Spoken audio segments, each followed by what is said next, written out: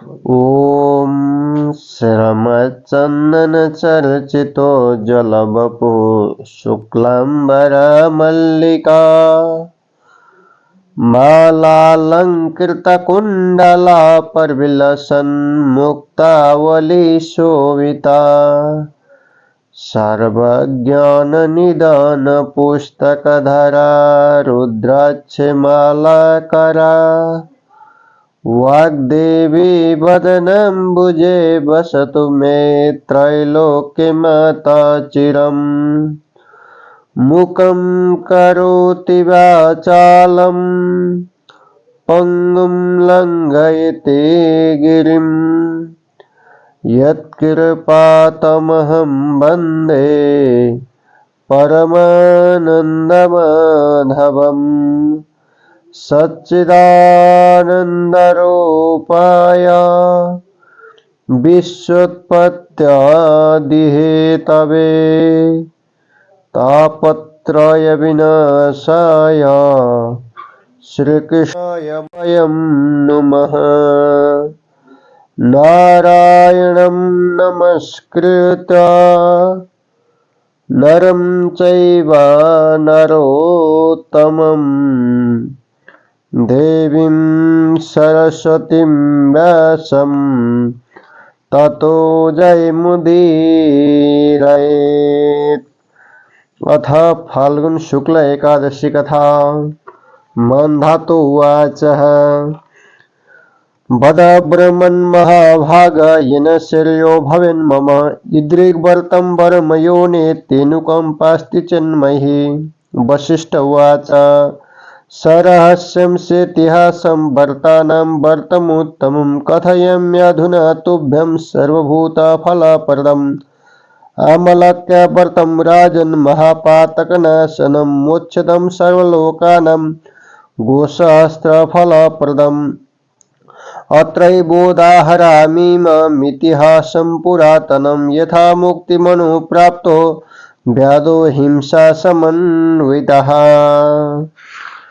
वैदेशं नाम नगरं हृष्टपुष्टजनः कुलं ब्राह्मणैः क्षत्रियैर्वैश्यैः शूद्रैश्च समलङ्कृतम्।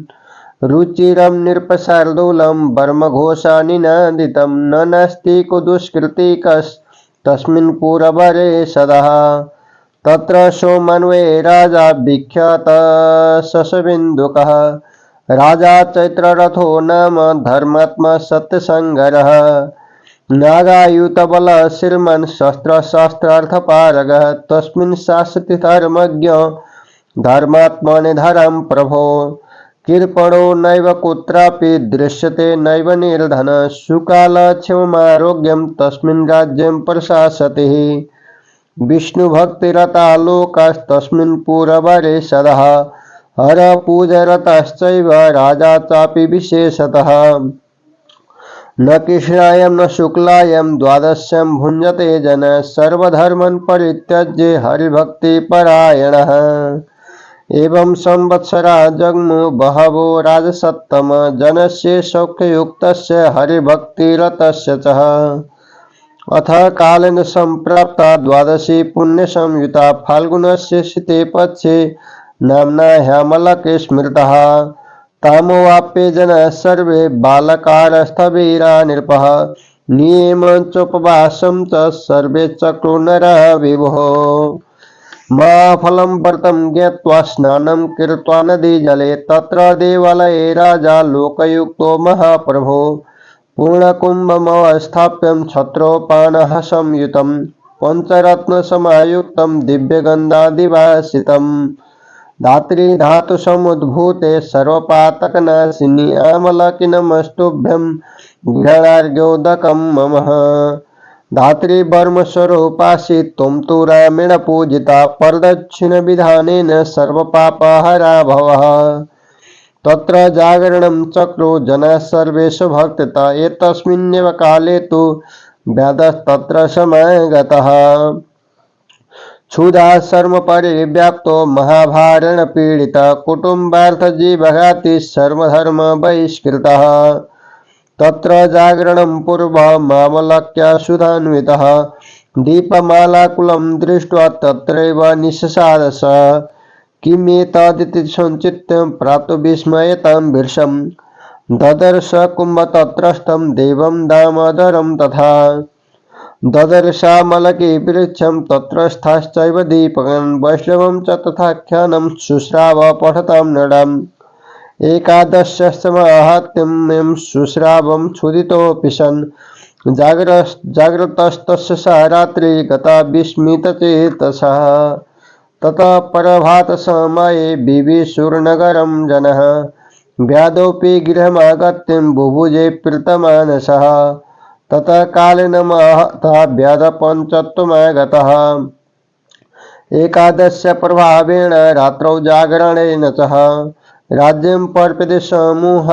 चतुरङ्गबलान्वितं जयन्ती नाम नगरे तत्र राजा विदुरथ तस्मात् स तनयो यज्ञ नाम्ना वसुरथो बलिः चतुरङ्गबलोपेतो धनधान्यसमन्वितः दशायुतानि ग्रामाणां बुभुजे भयवर्जितः तेजसादित्यशङ्काशा कान्त्या चन्द्रसमा प्रभो पराक्रमे विष्णुसम क्षेमया पृथिवी सम धार्मिक सत्यवादी च विष्णुभक्तिपरायणः वर्मज्ञे कर्मशीलश्च प्रजापालन तत्पर ये जाते विविधान् यज्ञन् स राजा परदर्पः दानानि विविधान्येव प्रददाति च सर्वदा एकदा मृगयं यातो दैवान्मार्गपरिच्युतः न दिशो नैव विदिश व्यतितत्र महीपति उपथाय च दोमूल मेकाकी गहने वनेः श्रान्तश्च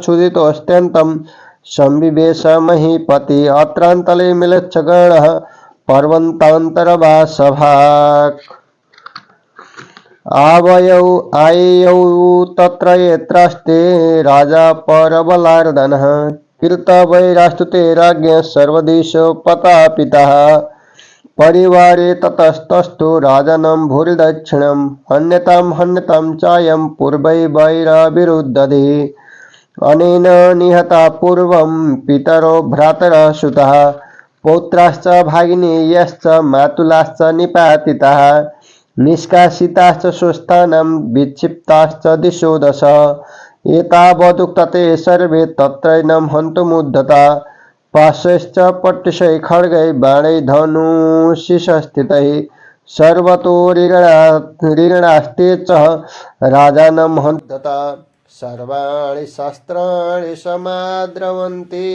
न वै शरीरे प्रविशन्ति तस्य ते चापि सर्वे हतशस्त्रसङ्घा मिलेच्छा बुभुर्भुर्गतदेहजीवा पदापि चलितुं तत्र न शेकुस्तेरयो भीर्षं शस्त्राणि कुण्ठतं जम्मु सर्वेषां हतचेतसां दीना बभुकुस्ते सर्वे एते हन्तु समागता एतस्मिन्नेव काले तु तस्य राज्ञ शरीरत निःसृता परमदा वैका सर्वावयव शोभना दिव्यगन्धसमयुक्ता दिव्याभरणभूषितः दिव्यमाल्यम्बरधारं भीर्कुटे कुटिलानन सस्फुलिङ्ग च नेत्राभ्यं भौमन्तं पावकं बहु चक्रोद्धतकरा नैव कालरात्रिरिवापर अभ्यधावत सक्रुद्धा मिलच्छन्नन्तेन्तदुःखितान् नियताश्च यदा मिलच्छास्ते विकर्मरतास्तथा ततो राजनिबुद्धः ददर्श महदद्भुतम् हतन्मिलच्छगणं दृष्ट्वा राजा हर्षमवापश इह केन हता मिलच्छा अत्यन्तं वैरिणो मम केनचिद् महतं कर्म कृतमस्मविधार्थिनः एतस्मिन्नेव काले तु वागुवाचा शरीरिणिः तं स्थिति निरपते दृष्ट्वा निष्कामं विस्मयान्वितं शरणं केशवादन्यो नास्ति कोऽपि द्वितीयकः वनात् तस्मात् सकुशली समायातोऽपि भूमिभुक् राज्यं चकार धर्मात्मा धरायां देवतेशवत् वसिष्ठ उवाच तस्मादामलके राजन् ये कुर्वन्ति नरोत्तम ते यन्ति वैष्णवं लोकं नात्र कार्यविचारणः। जय जय श्री भविष्य उत्तर पुराणे श्रीकृष्णार्जुन संवादे फाल्गुन शुक्ल एकादश्याम् आमलकी महात्म्यं सम्पूर्णम्। उपनयतु मङ्गलं वा सकलजगन्मङ्गलालय श्रीमन् दिनकरकिरणनिबोधिता नवनलिनदलनिवेक्षण कृष्ण तत्रैव गङ्गा यमुना च तत्र गोदावरी सिन्धु सरस्वती च तीर्थानि सर्वाणि वसन्ति तत्र यत्राच्युतोदारकथा प्रसङ्ग यं वर्मा वरुणेन्द्र रौद्रमरुताः स्तुन्वन्ति दिव्यैस्तवैर्वेदैः सङ्गपदकर्मोपनिषदैर्गायन्ति यं समगाः ध्यानावस्थित तद्गतेन मनसा पश्यन्ति यं योगिनो यस्यन्तं न विदुषुरासुरगणा देवाय तस्मै नमः। ओम श्री कृष्णार्पणमस्तु। हरे नमः। फाल्गुन शुक्ल एकादशी कथा, अमल की एकादशी कथा। अब आज हामी फाल्गुन एकादशीको कथा बताइन्छ। मान्दाता ऋषिले भन्नुभयो, हे ब्रह्मयोनि अर्थात ब्रह्माका पुत्र, हे महाभाग अर्थात भाग्यशाली ब्राह्मण अर्थात ब्राह्मण नारदजी, यदि तपाईको मेरो उपर दया छ भने यस्तो व्रत बताइ बक्सियोस् जसले मेरो कल्याण होस्। तब वशिष्ठजीले भन्नुभयो, सबै प्राणीहरूलाई फल दिने व्रतहरूमध्ये अति उत्तम रहस्य इतिहास सहितको व्रत म तिमीलाई बताउँछु सुन। हे राजन, ठूला ठूला पापहरूलाई नाश पार्ने अनि सारा मोक्ष चाहने जनलाई मोक्ष दिने तथा 1000 गाई दान गरेको फल दिने अमलकी नामको एकादशीको व्रत छ। अब म यसैका बारेमा बताउँछु सुन। यो पुरानो इतिहासको कथा हो। जसरी हिंसामा लागि परेका व्याधाले पनि मुक्ति पाएका थिए, यो एकादशीको व्रत गर्नाले कुनै समयमा हृष्टपुष्ट जनताहरूले भरिएको अनि ब्राह्मण, क्षत्रिय, वैश्य, शूद्र यी चारै वर्णले शोभिएको वैदिश नाम गरेको नगर थियो। हे निरपशार्दुल राजाहरूमा श्रेष्ठ मान्धाता, त्यो नगरमा सधैँ वेदध्वनिले गुन्जायमान अत्यन्त राम्रो थियो। त्यसमा श्रेष्ठ नगरमा नास्तिक तथा कुकर्म गर्ने कोही पनि थिएन। त्यस नगरमा सोमवंशी शशबिन्दु नामको अत्यन्त विख्यात राजा थिए। पछि त्यसैको वंशमा सत्य प्रतिज्ञ अत्यन्त धर्मात्मा चैत्ररथ नाम गरेको राजा हुँदो भए। त्यस राजामा 10,000 मत्ता हात्तीको बल थियो। त्यो राजा शस्त्रको शास्त्रमा पारङ्गत, लक्ष्मीवान र ऐश्वर्यवाली थिए। हे राजन, धर्मात्मा तथा धर्म जान्ने त्यसले पृथ्वीमा शासन गर्दा अर्थात त्यसले राज्य प्रशासन गर्दा कहिल्यै पनि कृपण व्यक्ति, निर्धन व्यक्ति देखिँदैनथ्यो। सर्वत्र सुकाल कल्याणै कल्याण र सबैमा आरोग्यता र विद्यमान थियो।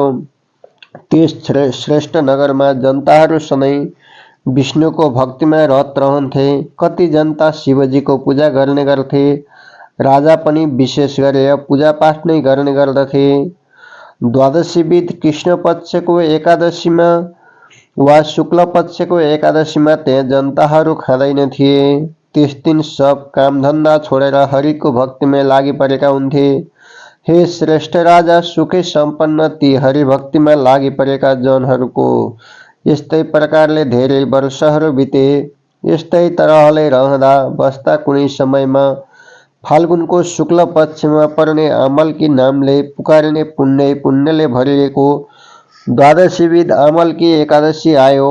हे निरप, हे विभु, त्यो एकादशी पाएर बालकदेखि बुढासम्मका सबै जनताले, सबै मनुष्यहरूले नियमपूर्वक उपवास गरे र त्यो एकादशीले ठूलो बल दिने व्रत जानेर सबैले नदीको जलमा स्नान गरेर त्यही नदी तटमै रहेको अमलाको रुख पनि भएको मन्दिरमा महाशक्तिशाली राजा पनि जनताहरूकै साथ त्यहाँ छाता जुत्ता सहित पूर्णकुम्भ कलश थापेर पूजा गरे। अनि त्यहाँ अर्घौटामा पञ्चरत्न सहित दिव्य सुगन्धित चन्दनले मगमगाउने अर्घ उठाएर हे ब्रह्मबाट उत्पन्न भएकी अनि सारा पापलाई नाश गर्ने हे धात्री हे अमलकी तपाईँलाई नमस्कार छ, मेरो यो अर्घ जललाई स्वीकार गरी बक्सियोस् भन्दै अर्घ दिनुभयो। र हे धात्री तिमी ब्रह्मस्वरूपा हौ, तिमी भगवान रामचन्द्रद्वारा पूजिएकी हौ, मेरो यो प्रदक्षिणा कार्यले सबै पाप हर्नेवाली हौ भनेर 3 पल्ट प्रदक्षिणा गर्नुभयो। त्यहाँ त्यसरी पूजा गरेर सबैजना आफ्नो भक्ति अनुसार जागरण गरिरहेका थिए। त्यही समयमा नै त्यहाँ एउटा व्याधा आइपुग्यो। त्यो व्याधा भोक प्यास र थकाइले व्याकुल थियो, भारी भारीले पीडित थियो।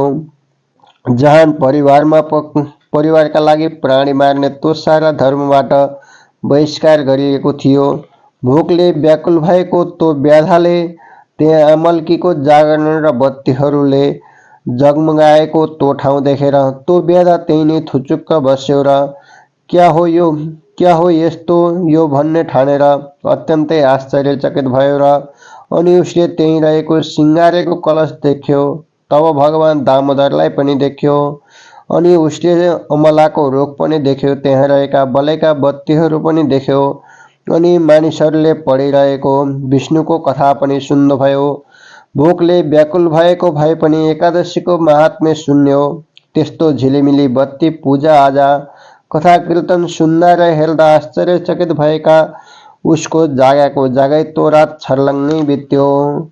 तब बिहान भएपछि त्यहाँ आएका जनहरू नगरका घर घरमा पसे। त्यो व्याधा पनि घरमा आएर प्रसन्न मनले खाना खायो। त्यसपछि निकै समय बितेपछि त्यो व्याधा मर्यो। त्यो एकादशीमा भोकै बसेको प्रभावले र रातभरि जागै रहेको कारणले अर्को जन्ममा उसले चतुरङ्गिणी सेनाले युक्त एकदम ठुलो राज्य पायो। त्यस राज्यको राजधानी जयन्ती नामको नगरी थियो र त्यही नगरमा त्यो विदुरथ नामको राजा भएर बस्यो। त्यसपछि त्यो राजा विदुरथले वसुरथ नाम गरेको छोरो पायो र त्यो वसुरथ पछि अत्यन्त बलियो र चतुरङ्गिणी सेनाले युक्त भएको धनधान्यले पूर्ण भएको रथ भयो र निर्भय भएर 10,000 गाउँको अनि पराक्रमी भएर रह्यो। यस्तो प्रकारले विष्णु बराबरको पराक्रमी थियो र क्षमा गर्नमा पृथ्वी समान थियो अनि अत्यन्त धर्मात्मा र साँचो बोल्ने खालको र विष्णुको भक्तिमा तत्पर रहन्थ्यो। त्यो राजा ब्रह्मज्ञ अर्थात् ईश्वरमा श्रद्धा राख्ने र काम गर्न जान्ने, प्रजाको पालनमा तत्पर रहनेवाला थियो, शत्रुको घमण्डलाई चुर पार्ने। त्यो राजा अनेक प्रकारका यज्ञहरू पनि गर्ने गर्दथ्यो अनि ऊ सधैँ नाना प्रकारका दानहरू पनि गर्ने गर्दथ्यो। एकपल्ट त्यो शिकार खेल्न गएको त दैववशले बाटो बिर्सियो।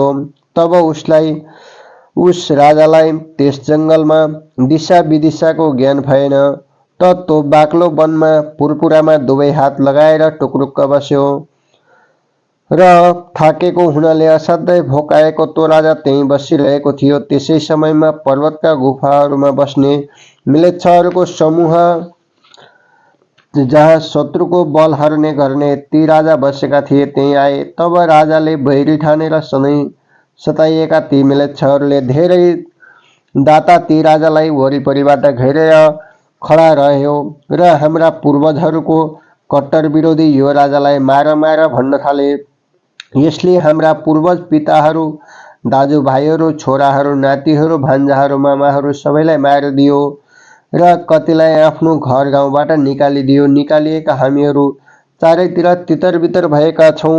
यति भनेर ती सबै त्यहाँ ती राजालाई मार्न तम्सिए। पासहरूले, पट्टिसहरूले, खड्गहरूले, धनुषमा चढाएका बाणहरूले सुसज्जित ती शत्रु समूहले चारैतिरबाट घेरेर ती राजालाई मार्न तम्सिएर राजाका उपर सबै प्रकारका शस्त्रहरू प्रहार गरे। तर ती शस्त्रहरू ती राजाको शरीरमा प्रवेश गरेनन् अर्थात् छुँदै छोएनन्, बल्कि ती शस्त्र समूहहरू आफै नष्ट भएर ती म्लेच्छहरू पनि मरेका जस्ता भएर लठ्याङ्ग्रिए। त्यहाँ ती शत्रुहरू आफू उभिएको ठाउँबाट एकदम एक पाइलो पनि चल्न सकेनन्। होस हराएका ती सबै शस्त्रहरू कच्चाकुचुक भए जो शत्रुहरू तिनलाई मार्न आएका थिए ती सबै निन्यौरा भए। त्यसै समयमा नै ती राजाको शरीरबाट प्रत्येक अङ्ग प्रत्यङ्गले शोभिएकी दिव्य बास्ना आउने चन्दन शरीरमा पोतेकी राम्रा राम्रा गहना गुडियाले झकीझकाउ भएकी एउटी स्त्री प्रकट भइन् र ती स्त्री राम्रा राम्रा माला र वस्त्र लगाएकी थिइन्। क्रोधले आँखी भुइँ टेढ्याएकी उनका दुवै आँखाबाट झिल्काहरू चिल्लिरहेका थिए। मुखबाट ह्वार धेरै आगो उगेलिरहेकी थिइन्। दोस्रो कालरात्रि जस्तै रिसाएकी ती स्त्री हातमा चक्र समाउँदै जाइलागेकी छँदै क्रोधले बङ्गडा किटकिटाउँदै ती अत्यन्त दुखी मिलेच्छहरूलाई मार्न तीतिर दौडिन् र ती लुठाकर्म गर्ने मिलेच्छहरूलाई तिनले जब मारिदिन् तब त्यसपछि राजा बेहोसीबाट बिउजेर तो अद्भुत आश्चर्य देखे। ती मारिएका मिलेच्छ समूहलाई देखेर ती राजा तब अत्यन्तै रमाएर सोच्न लागे कि यहाँ यी मेरो अत्यन्त बैरी मिलेच्छहरूलाई कसले मारिदियो, हाम्रो हित चाहने कसले यो यस्तो महान कार्य गर्यो। राजा यस्तै सोच्दै थिए त्यसै बेला कसैले अशरीरी बाणी बोल्यो अर्थात् आकाशवाणीले भन्यो। आश्चर्य मान्दै टोलाएर रहेका ती राजालाई देखेर त्यो आकाशवाणीले भन्यो, केशव भगवान भन्दा अर्को दोस्रो कोही पनि शरण दिनेवाला छैन। त्यस वनबाट त्यसरी कुशलतापूर्वक घर आएका ती धर्मात्मा राजाले स्वर्गमा देवताका राजाले शासन गरे झैं पृथ्वीमा राज्य गरे।